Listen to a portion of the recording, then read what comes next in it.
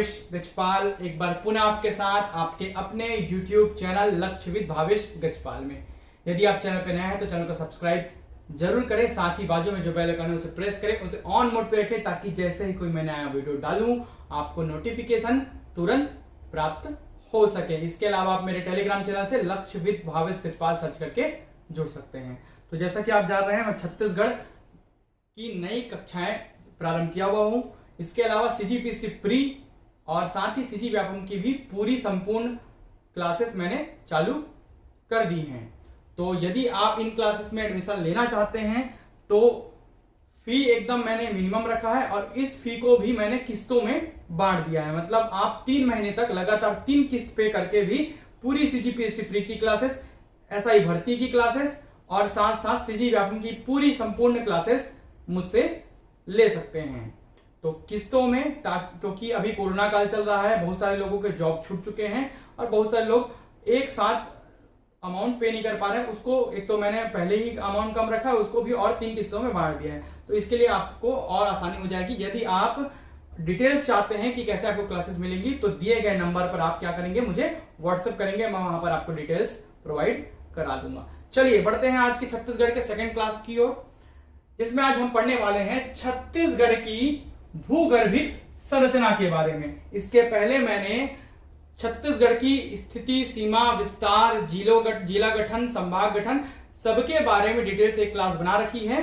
Class का जो link है वो डिस्क्रिप्शन बॉक्स में आपको मिल जाएगा। साथ ही छत्तीसगढ़ की जनजातियों के पूरे क्लास मैंने फ्री में यूट्यूब पे अपलोड कर रखे हैं। छत्तीसगढ़ के आधुनिक इतिहास के क्लासेस मैंने फ्री में अपलोड कर रखे हैं, बहुत सारे वीडियोस, तो आप उन्हें भी देखकर लाभ ले सकते हैं। बढ़ते हैं आगे, छत्तीसगढ़ की भूगर्भिक संरचना। तो सबसे पहले समझ लेते हैं कि भूगर्भिक संरचना होती क्या है। तो किसी क्षेत्र में भूमि के गर्भ में स्थित विशिष्ट संरचना को क्या कहते हैं, हम भूगर्भिक संरचना कहते हैं।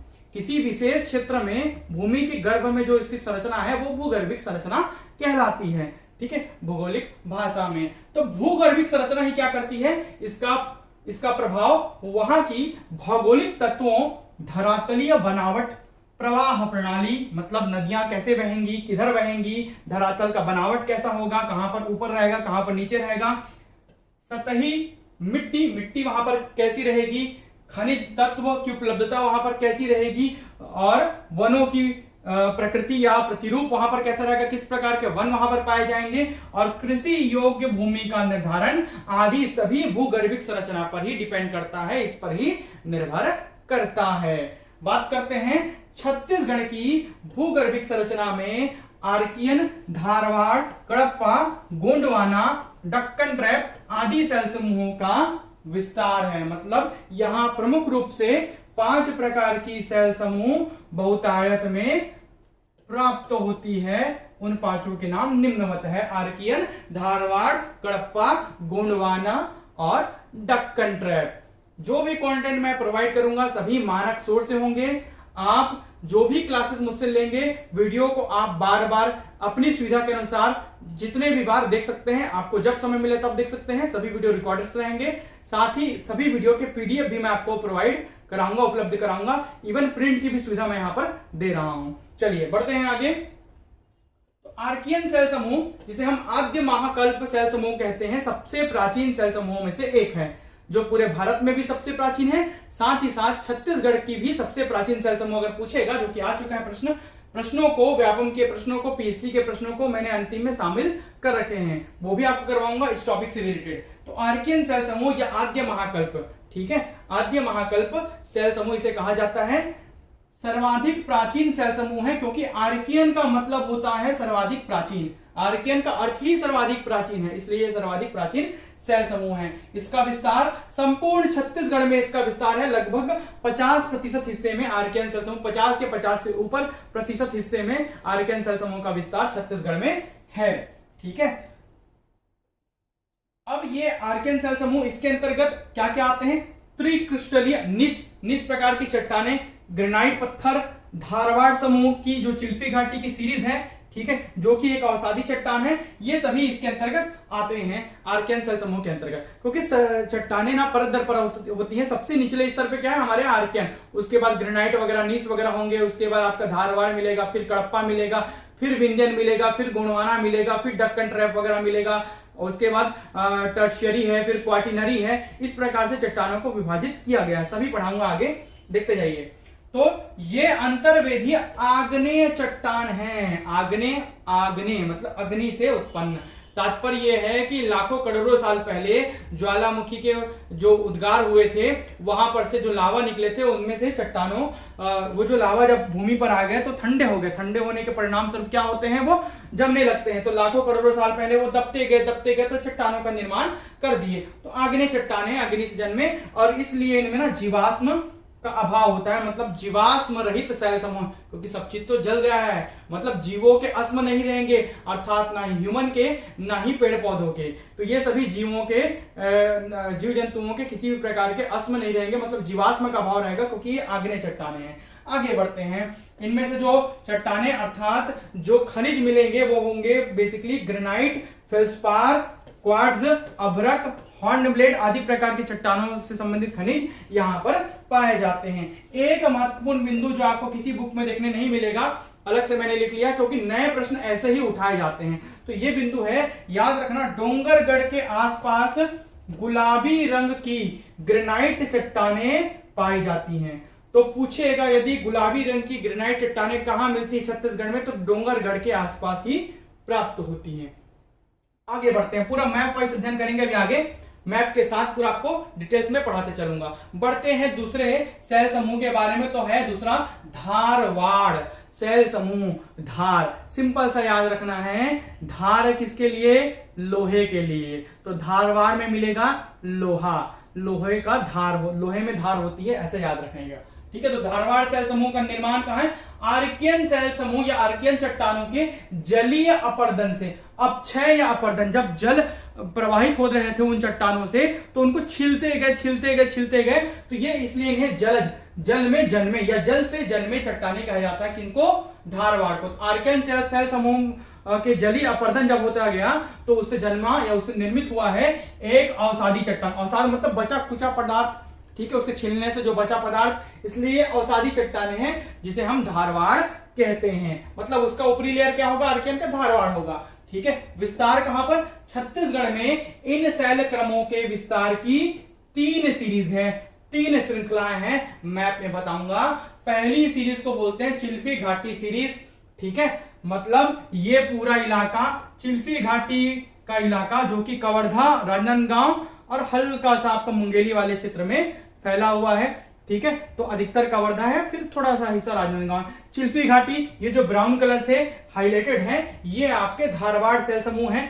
कलर वैसे ही दिया, लोहे के कलर, ब्राउन कलर मैंने दे रखा है ताकि आपको याद रहे, कलर भी वैसे ही एडजस्ट किया हुआ है। उसके अलावा आपका ये सीरीज आगे आता है दल्ली राजरा तक।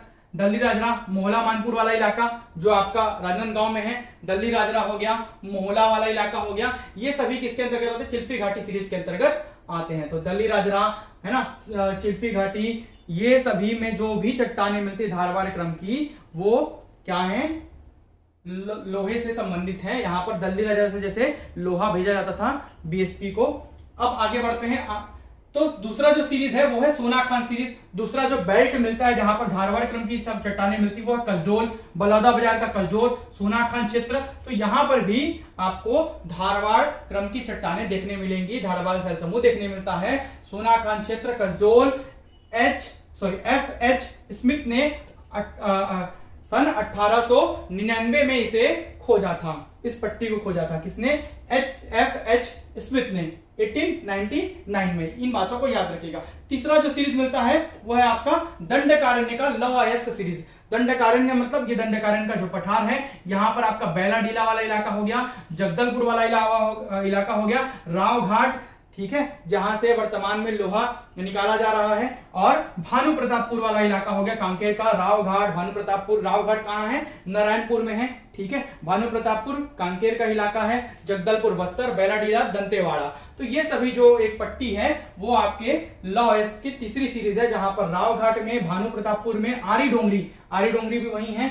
ठीक है, जगदलपुर, बैलाडीला और साथ ही वेंगपाल, बैलाडीला के पास वेंगपाल वाले क्षेत्र में भी आपका धारवाड़ सेल समूह पाया जाता है। इसके अलावा अन्य पट्टी, एक अलग से पट्टी पाई जाती है जो कि यूपी से संबंधित है, तो वाड्रफ नगर रामानुजगंज, क्योंकि यूपी में उसका बेल्ट फैला हुआ है इसलिए छत्तीसगढ़ में थोड़ा सा हिस्सा आ गया, तो छत्तीसगढ़ के वाड्रफ नगर और रामानुजगंज में भी धारवाड़ सेल समूह यहां पर आपको देखने मिलेगा, वाड्रफ नगर रामानुजगंज, ठीक है, बलरामपुर। आगे बढ़ते हैं। इनमें जो चट्टानें मिलती हैं वो किस किस्म की होंगी? सिस्ट होंगी, स्लेट होंगी, क्वार्टजाइट होंगी, ठीक है, कांग्लोमेरेट होगा, बलुआ पत्थर एवं निस प्रकार की चट्टानें इनमें देखने मिलेंगी। मतलब उस आर्कियन सेल समूह से थोड़ा नया, वो उसमें जो मिलेगा वो पुराना रहेगा।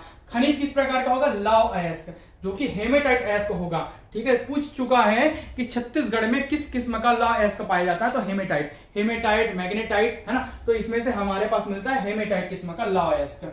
इसके साथ ही टीन और कोरंडम जैसे खनिज यहाँ पर, बहुमूल्य खनिज यहाँ पर मिलते हैं। टीन के लिए हमारे पास जो भंडारण लगभग 99% के आसपास भंडारण है हमारे यहाँ, ठीक है। अब बात करते हैं विशेष, यह सेल क्रम खनिज संसाधनों की दृष्टि से सर्वाधिक क्या है? समृद्ध है। ये भी पूछ चुका है। अगर पूछेगा सभी सेल समूहों में से कौन सा सेल समूह खनिज संपदा की दृष्टि से सबसे ज्यादा महत्वपूर्ण है, सर्वाधिक समृद्ध है, तो आप आंसर लगाएंगे धारवाड़ सेल समूह। सभी प्रश्नों को मैंने अंत में शामिल कर रखा है, मैप को आप अच्छे से देख लीजिए, याद कर लीजिए। चलिए बढ़ते हैं हम आगे। तो अगला जो सेल समूह वो आएगा आपका कडप्पा सेल समूह, ठीक है। आंध्र प्रदेश के कडप्पा जिले के नाम पर पहली बार खोजा गया था, इसलिए इसका नाम कडप्पा सेल समूह रखा गया।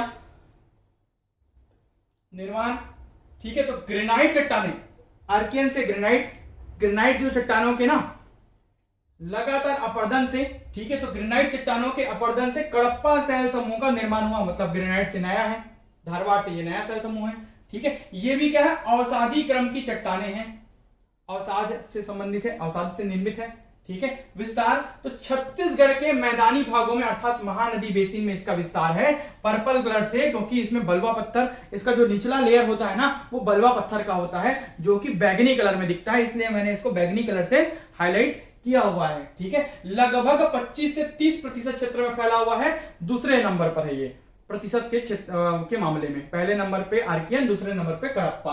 25 से 30% क्षेत्र में आपको कडप्पा सेल समूह छत्तीसगढ़ में प्राप्त हो जाएगा। अब बढ़ते हैं चट्टानों के बारे में। तो चट्टानों को देखते हैं, तो इसके अंतर्गत ग्रिट, क्वार्टजाइट, बलुआ पत्थर जो कि बैगनी रंग का होता है, ये सभी आते हैं। तो महानदी बेसिन में इसके 2 सीरीज आपको देखने मिलेंगे, ये सभी चीजें नहीं है, अधिकतर बुक्स में आपको नहीं मिलेंगे। तो महानदी बेसिन में इसके 2 सीरीज है। पहला है निचली चंद्रपुर सीरीज, है ना, जिसके अंतर्गत क्वार्टजाइट, बलुआ पत्थर चट्टानें प्राप्त होंगी, और दूसरा जो सीरीज है ऊपरी रायपुर सीरीज, ठीक है, चंद्रपुर का निचला सीरीज और रायपुर वाले इलाके का आपका, ठीक है, ऊपरी सीरीज। ऊपरी सीरीज जो रायपुर वाला है वो सबसे महत्वपूर्ण है, क्योंकि यहीं पर आपको चूना पत्थर मिलता है, और कैसे ग्रेड का? सीमेंट ग्रेड का, क्योंकि यहां पर बलौदा बाजार रायपुर से संबंधित इलाकों में जहां पर सीमेंट फैक्ट्रियां सबसे ज्यादा, या सीमेंट उद्योग सबसे ज्यादा फल फूल रहा है। आगे बढ़ते हैं, एक और मिलेगा आपको ऊपरी कडप्पा। तो ऊपरी जो कडप्पा है वो रायगढ़ जिले के सारंगढ़ के मैदान के आसपास के इलाके में मिलेगा। रायगढ़, सारंगढ़, मतलब जो जहां पर से महानदी जाती है ना, सारंगढ़ और रायगढ़ को जो अलग करती है, तो उस महानदी के आसपास के इलाके मतलब मैदान होगा, तभी बीच में नदी है, ठीक है, मैदान के बाद ही नदी आती है। तो रायगढ़ ऊपर वाला, सारंगढ़ नीचे, जिनके बीच से महानदी बहती है, उन दोनों के आसपास के मैदानी इलाकों में जहां पर चूना पत्थर मिलता है, वहां पर ऊपरी कडप्पा क्रम देखने मिलेगा। जबकि यहीं पर ना निम्न विंध्यन सेल समूह मिलेगा, मतलब विंध्यन का निम्न, निचला हिस्सा, ठीक है। तो निम्न विंध्यन सेल समूह यहां पर देखने मिलता है, इसलिए बोला गया है कि हमारे यहाँ विंध्यन की कुछ कुछ क्रम की चट्टानें भी मिलती हैं, एकदम पॉइंट में, मतलब कम परसेंटेज में।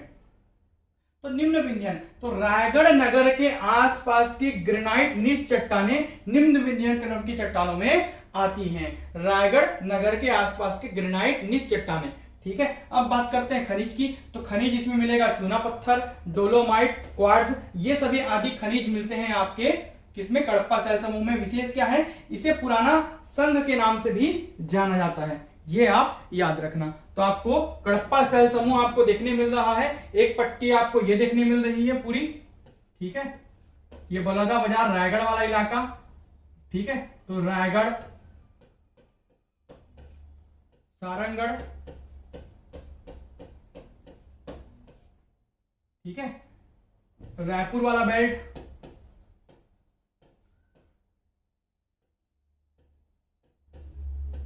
बलौदा बाजार वाला बेल्ट, पट्टी, तो ये सभी पट्टी आपको देखने मिले। इसके अलावा ना बस्तर जगदलपुर के इलाके में भी थोड़ा सा कडप्पा शैल समूह देखने मिलेगा। साथ ही साथ बीजापुर का जो आपका भोपालपट्टनम वाला इलाका है ना,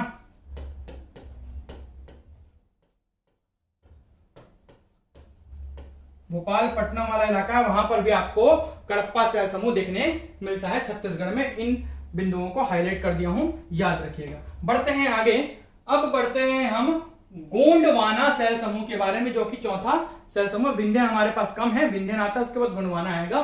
तो निर्माण, यह जो शैल समूह है वो नदी घाटियों में पाई जाती है। नदी घाटियों में मतलब क्या बोल रहा है, जब नदियां ना लाखों करोड़ों साल पहले जब नदियां बहती रही होंगी तो अपने साथ जो आसपास के पेड़ हैं, जिस पेड़ मतलब कार्बन समझ जाइएगा, पेड़ हैं, जीव जंतु हैं, इनको बहा कर ले जाती थी और ये उनका अवसाद बनाकर जमीन में गाड़ दी, मतलब ये बना दी कोयला। ठीक है, क्या बना दी, कोयला।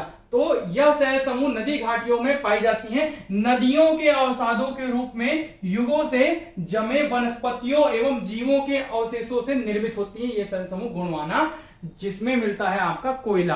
क्योंकि कार्बन, जब भी जीव जंतु, मनुष्य या पेड़ पौधे दबेंगे जमीन में तो वो कार्बन का रूप ले लेंगे, जिससे कोयला बनेगा। ये जीवाश्म युक्त चट्टानें जीवों के अस्म होते हैं, क्योंकि पेड़ पौधे जीव जंतु तो हैं, दब रहे हैं, तो जीवों के अस्म होंगे। पूछेगा कौन सा जीवाश्म युक्त शैल समूह है, तो गोंडवाना है, याद रखिएगा। विस्तार है सरगुजा बेसिन में, मतलब ये ऊपरी इलाका आप देख रहे हैं, और दूसरा है पूर्वी बघेलखंड का पठार, लगभग 17% हिस्से में ये आपका फैला हुआ है, यहां से यहां। ठीक है, मतलब ये वाला हिस्सा सरगुजा बेसिन, जहां पर से सरगुजा से निकलने वाली नदियां है ना, और उसका जल फैलाव क्षेत्र आता है, निचला गोंडवाना क्रम, ऊपरी गोंडवाना क्रम।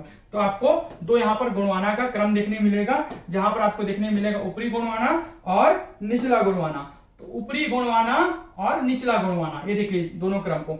एक जो आपका आता है छत्तीसगढ़ में, इसके दो क्रम हैं, जिसमें से ऊपरी गोंडवाना क्रम, जिसे अपर गोंडवाना कहते हैं, शैल समूह क्रम कहते हैं। इसके अंतर्गत जनकपुर, मनेन्द्रगढ़, कोरिया, ठीक है, प्रतापपुर, बैकुंठपुर, कोरिया, सूरजपुर, ये इलाके आते हैं ऊपरी गोंडवाना के अंतर्गत। निचले गोंडवाना, जिसे लोअर गोंडवाना शैल क्रम कहते हैं, इसके अंतर्गत आता है आपका कोरिया जिले के मनेन्द्रगढ़ के दक्षिणी भाग, मनेन्द्रगढ़ का निचला हिस्सा जो उससे जुड़ा हुआ है, सरगुजा जिले का दक्षिणी भाग, ठीक है, कटघोरा, कोरबा, है ना, खरसिया, रायगढ़, धर्मजयगढ़, रायगढ़, रायगढ़ जिले के रेगड़ा, बादपाली, दिलारी, भरोरा एवं मांद नदी घाटी क्षेत्र, हसदो नदी घाटी क्षेत्र, ये सभी कोयले के क्या है, भंडार क्षेत्र हैं, अर्थात गोंडवाना शैल समूह के क्षेत्र हैं। अगर आपको पूछेगा सबसे नवीनतम कोयला भंडार क्षेत्र कौन कौन से हैं, तो आप याद रखिएगा हसदो नदी घाटी क्षेत्र,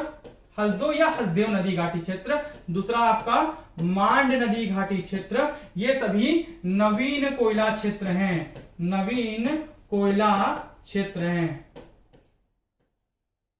याद रखिएगा। इसको पूछ चुका है, नवीन क्षेत्र बोलेगा तो हसदो नदी घाटी क्षेत्र और मांड नदी घाटी क्षेत्र, दोनों को याद रखिएगा। बढ़ते हैं आगे हम, तो इसमें खनिज कौन सा मिलेगा, कोयला, कोयले का बार बार मैंने जिक्र कर दिया है।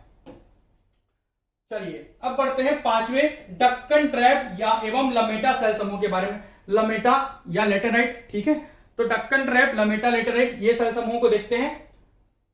तो निर्माण कैसे होता है, दरारी ज्वालामुखी से निकलने वाले बेसाल्ट युक्त लावा के ठंडे होने से निर्मित होता है। क्या है भाई, जब ज्वालामुखी फटता है तो उनमें से जो बेसाल्ट युक्त लावा निकलता है वो जब वातावरण के संपर्क में आता है तो जम जाता है, और एक समय के बाद वो नदी क्या बोलना चाहिए, पानी हवा के माध्यम से छीलन बनकर मिट्टी का रूप ले लेता है। तो इससे बनता है डक्कन ट्रैप या लमेटा शैल समूह। ठीक है, तो विस्तार है इसका राजनांदगांव जिले के उत्तर पश्चिम इलाका, ये राजनांदगांव जिला है, ठीक है, इसका उत्तर और पश्चिम इलाका, उत्तर पश्चिम इलाके में, ठीक है, लेटेराइट युक्त चट्टानें पाई जाती हैं। किस युक्त, लेटेराइट।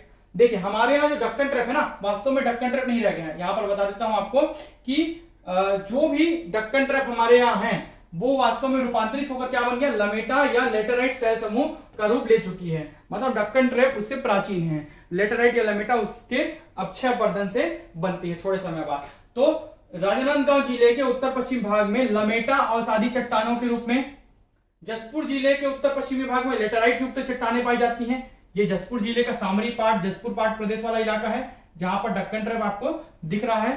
ठीक है, तो लेटेराइट युक्त चट्टानें आपका जसपुर जिले में और राजनांदगांव जिले के उत्तर पश्चिमी भाग में लमेटा अवसादी चट्टानें आपको दिखने मिलेंगी। कहने का मतलब है मैकल श्रेणी क्षेत्र, मैकल पर्वत का क्षेत्र, इसका पूर्वी भाग, कोरबा, कवर्धा, इधर वाला इलाका थोड़ा हल्का हल्का है ना। इसके अलावा सरगुजा, जसपुर वाला इलाका, ये यहां से पूरा इलाका, ये सभी जगह आपको देखने मिलेगा डक्कन ट्रैप या लमेटा सेल समूह। खनिज इसमें मिलता है बॉक्साइट, बॉक्साइट से निकाला जाता है एल्यूमिनियम। ठीक है, तो एल्यूमिनियम के भंडार है इधर। विशेष प्रदेश के जसपुर सामरी क्षेत्र में विद्यमान जो डक्कन ट्रैप है वो रूपांतरित होकर लमेटा या लेटेराइट सेल समूह का रूप ले चुकी हैं।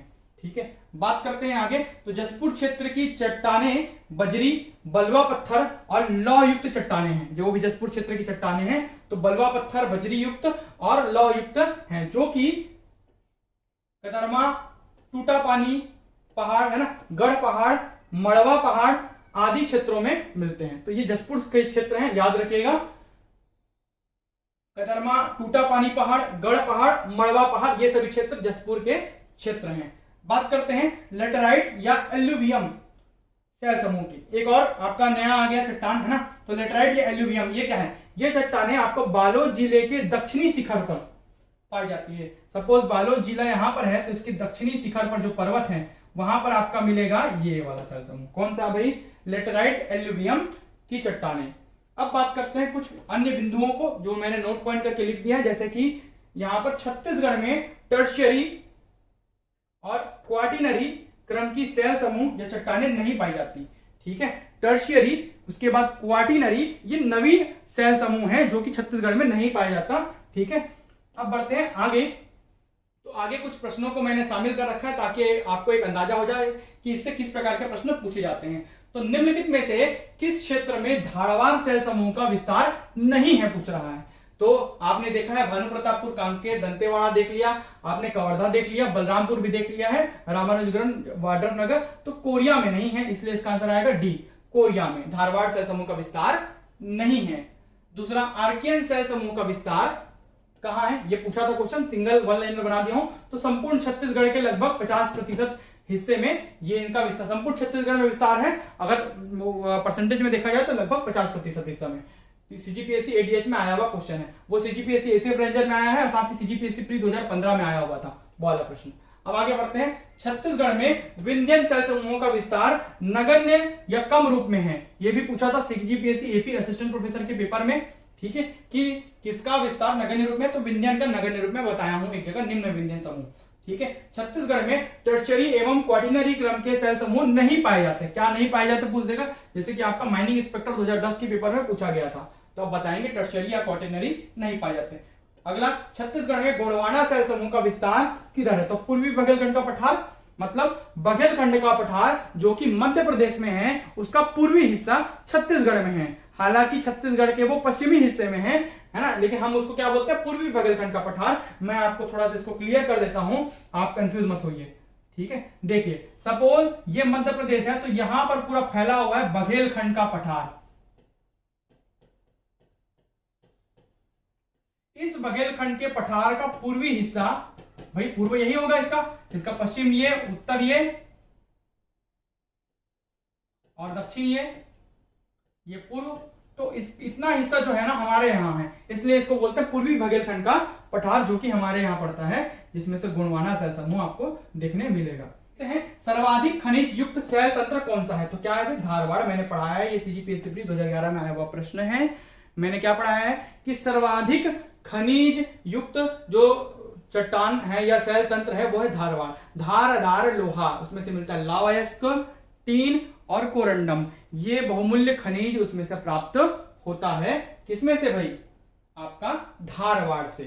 ठीक है, ये खनिज इसमें से प्राप्त होता है। इस प्रकार ये पूरा टॉपिक यहां पर समाप्त होता है। आई होप ये वीडियो आपको पसंद आया होगा। यदि वीडियो पसंद आता है वीडियो को लाइक जरूर करें। इसके अलावा आप मेरे CGPSC और CG व्यापम के जो नया बैच चालू हुआ है अभी, उससे जुड़ सकते हैं। ठीक है, तो आज से ही ये नया बैच प्रारंभ हुआ है। इससे आप जुड़कर किस्तों में फी पे करके इसका लाभ ले सकते हैं।